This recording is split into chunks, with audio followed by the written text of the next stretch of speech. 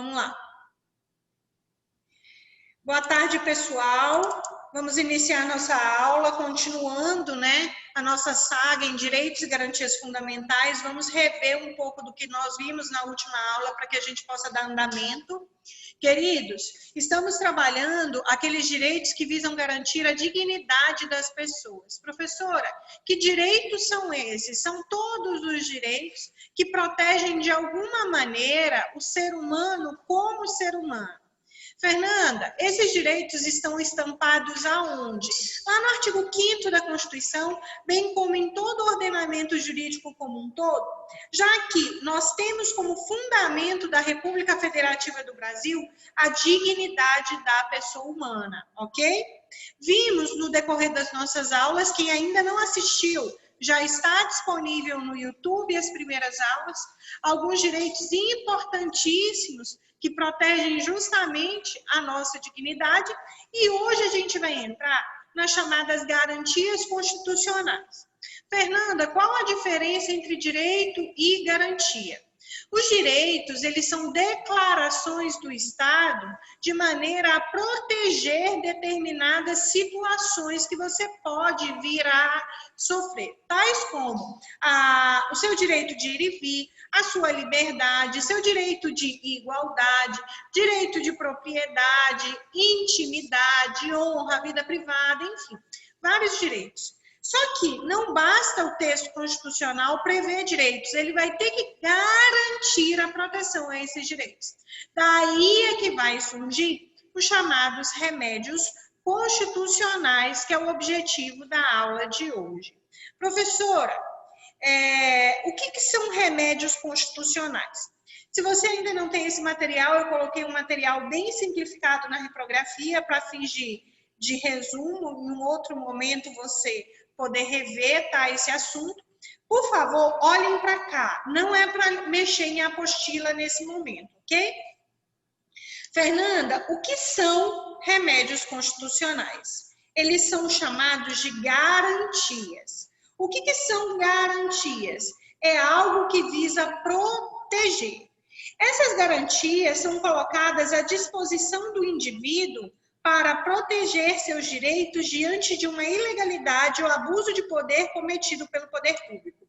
Vou te dar um exemplo muito simples para que você possa entender de que maneira os remédios constitucionais atuam na proteção dos direitos e garantias fundamentais. Imagine, pessoal, um policial te aborda e fala assim: ei, você está com blusa amarela. Dia de sábado não pode ser usado blusa amarela. E aí você vai questioná-lo falando o seguinte: de onde é que você tirou isso? Onde é que está escrito isso? A minha professora de Direito Constitucional disse para mim que ninguém será obrigado a fazer ou deixar de fazer alguma coisa senão em virtude de lei.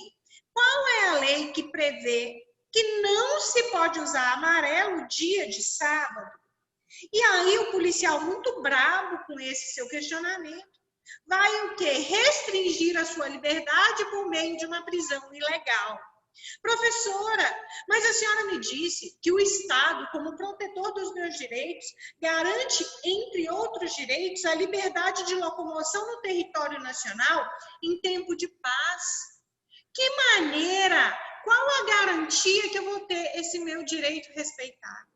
Imagine, foi limitado o seu direito de ir e vir.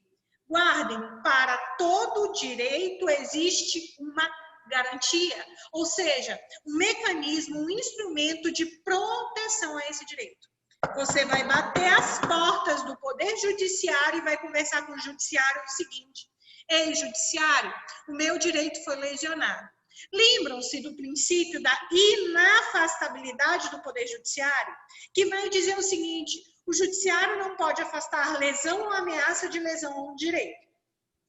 Quando você for conversar com o Poder Judiciário, você vai conversar com ele por meio de uma ação chamada de habeas corpus, que vai ser justamente esse remédio, essa garantia de proteção a um direito específico, que é o seu direito de locomoção.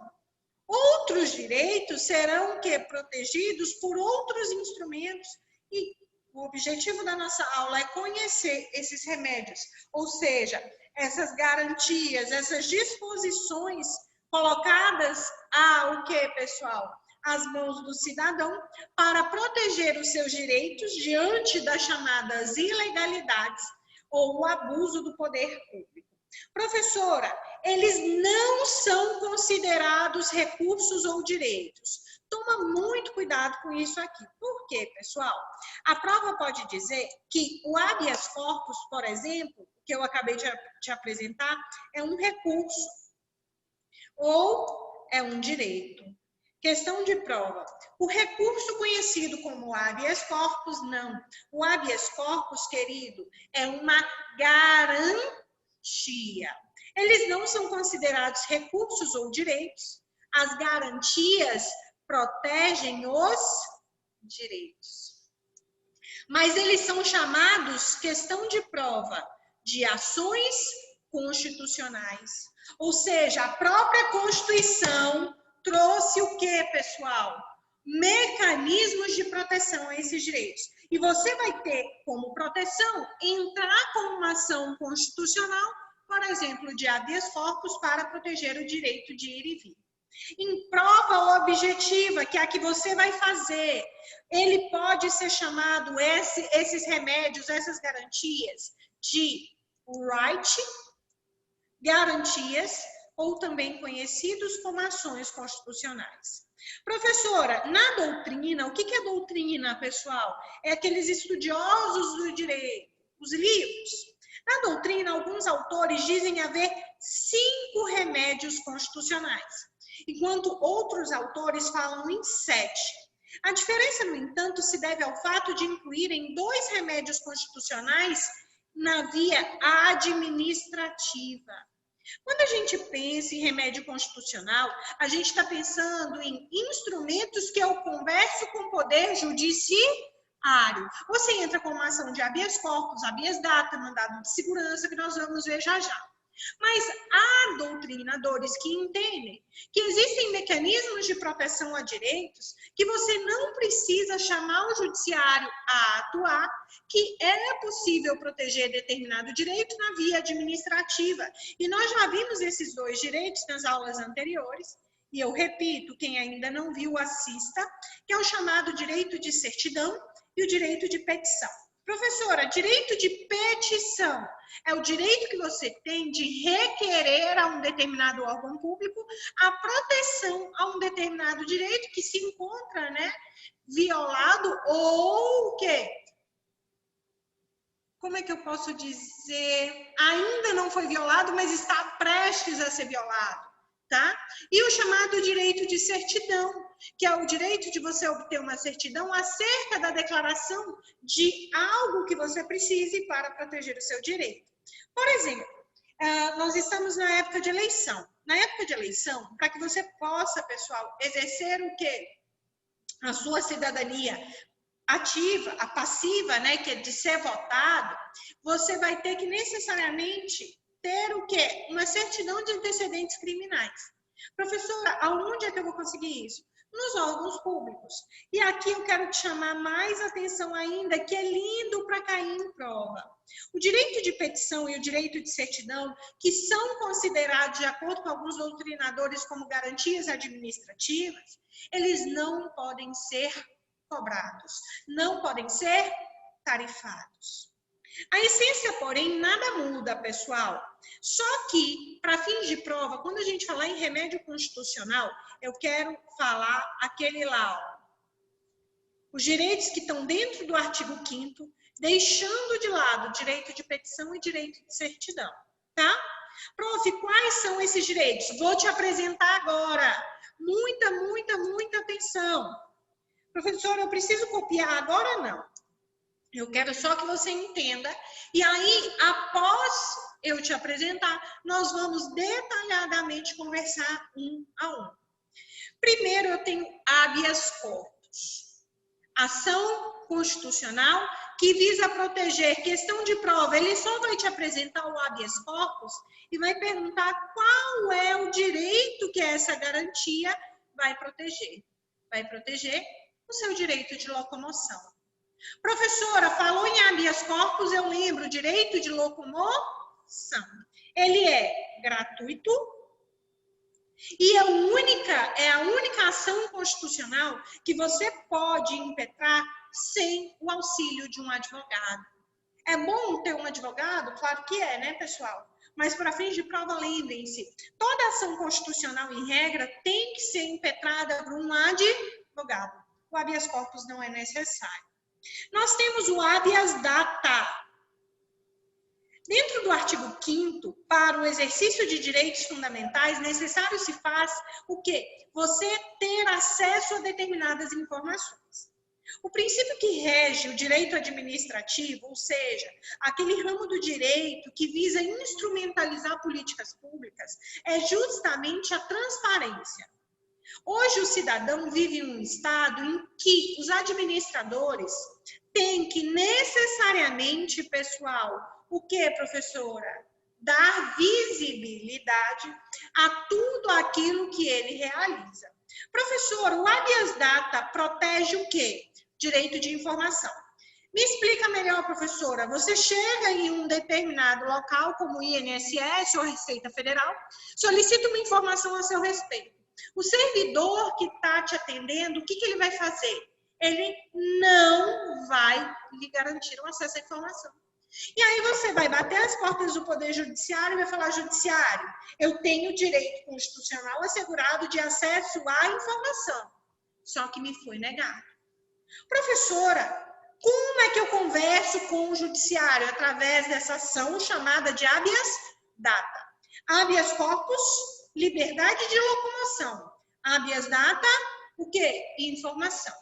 Se você estiver diante de uma determinada situação em que o direito violado não pode ser protegido nem por habeas corpus, nem por habeas data, nós vamos conversar com o judiciário por meio de um mandado de segurança. Quando eu adentrar no mandado de segurança, você vai entender através de exemplos o que a professora está falando. Mas você vai ver a violação do direito, não é liberdade de locomoção. A violação do direito não é acesso à informação. Eu estou diante do que, pessoal? Da impetração de um mandado de segurança. Prof, e o mandado de injunção? O texto constitucional é um texto extremamente protetor. E ele visa proteger o que, pessoal? A dignidade das pessoas. E quem é que vai normatizar determinadas formas de regulamentar o direito? É o Poder Legislativo. Por exemplo, diz o texto da Constituição que todos têm o que? Direito a grevar. Essa é a regra. Tanto no serviço público quanto no serviço privado. Mas lá no texto que trata do direito de greve, pessoal, dos servidores públicos, o legislador constituinte, aquele que fez a Constituição, disse o seguinte, larguem a apostila e olhem para cá. Disse o seguinte, prestem bastante atenção. É assegurado o direito de greve nos termos da lei. Ou seja, o legislador que fez a Constituição deu a incumbência ao legislativo para editar uma lei que regulamentasse o direito de greve. Só que não há lei regulamentando o direito de greve. Quando eu tenho determinado direito que está inviabilizado de ser exercido, porque falta uma norma regulamentadora, imagina você, servidor, queira exercer o direito de greve e fala assim, eu tenho direito de greve, mas cadê a lei regulamentando? Aí você vai bater as portas do judiciário e vai falar, judiciário, eu tenho direito. Mas eu não estou conseguindo exercer esse direito, por quê? Porque não existe lei. E aí, quando você conversar com o judiciário, vai ser por meio de um mandado de injunção. Vamos conversar detalhadamente cada um dessas ações constitucionais. E, por fim, não menos importante, ou seja, o mais importante que eu acredito, que é o exercício pleno da cidadania, é o próprio cidadão, por meio de um mecanismo constitucional, fazer com que o judiciário atue diante de alguma lesão a interesses coletivos, tais como o patrimônio, a moralidade administrativa. Imaginem que você se depare, pessoal, com uma afronta ao meio ambiente, ao patrimônio histórico, cultural, uma imoralidade na administração, você vai, judiciário, dá uma olhada no que aquele prefeito fez, no que o presidente fez. Você conversa com o judiciário por meio de uma ação popular. Vocês estão entendendo a importância dos chamados remédios constitucionais? Vamos fazer uma breve revisão. Afinal, o que são os remédios constitucionais?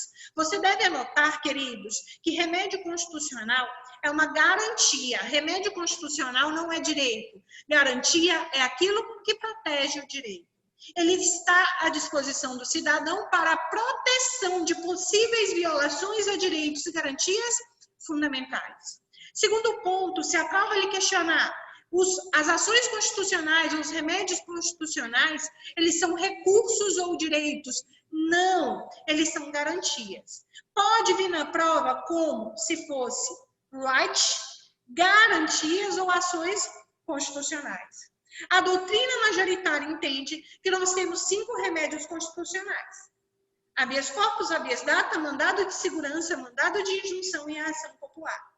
Há doutrinadores que entendem que o direito de petição e o direito de certidão é um remédio constitucional, só que é um remédio constitucional que será exercido na via administrativa.